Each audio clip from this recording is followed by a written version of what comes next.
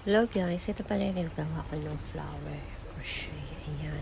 Bali, gagawin ko siyang lock dun sa ginawa kong shoulder bag. Batanis lang po yan siya guys. Ayan. At saka, syempre, gagawa natin yan ng paraan para maging bulaklak siya. At maging lock sa aking ginawang shoulder bag. Ayan. 3-ply po yung gamit kong yung yarn knit. Muna ako 3-ply. Ayan.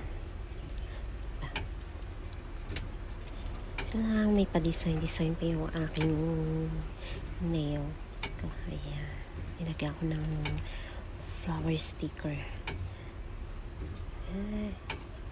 Diba? Dahan na. Ganda din naman.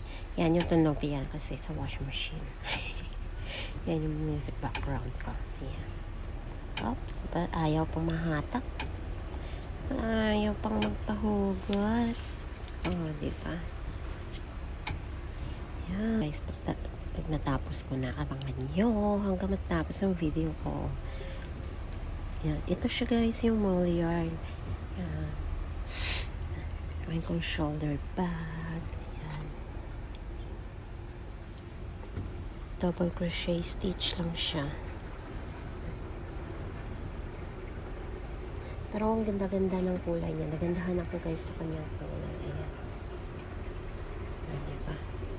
Anti-twisty pala siya. Parang ganun.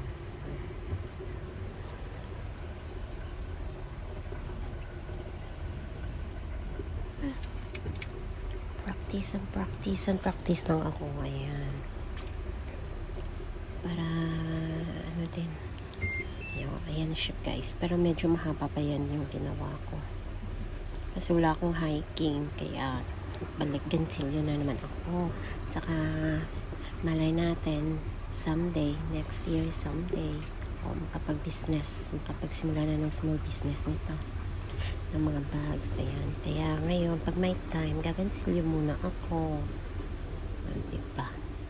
Pag may bibili di benta. Ayan.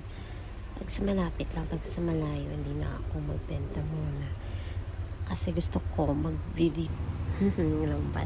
Ayan guys, yung flower na ginawa ko yung sa first ko na video. Ayan. O diba, ginawa ko na siyang lock dyan.